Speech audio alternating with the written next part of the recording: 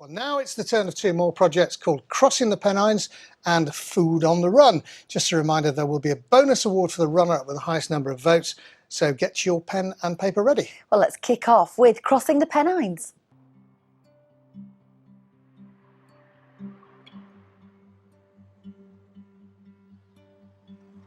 We're in the beautiful Colne Valley in West Yorkshire.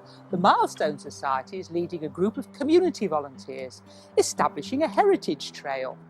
I'm toll keeper May, and the trail's called Crossing the Pennines. It runs from Huddersfield through to Saddleworth and Oldham. There's plenty to see. In the footsteps of the Romans trudging from Chester to York, the medieval packhorse trains, engineers like Thomas Telford and Blind Jack of Knaresborough, the navvies who built the canal and the railway, and the turnpike trustees who created this milestone. It'll bring lots of people to the valley to enjoy our hospitality, and the small businesses of the valley can thrive. But there is one section of the track that our volunteers simply cannot repair. It's the ancient packhorse track that comes from Cop Hill down to Netherwood Lane. We would like to restore it authentically, for families to explore and for future generations to enjoy. This project is for anyone and everyone.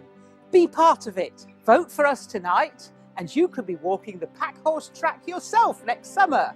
Vote for us. Come on, everyone.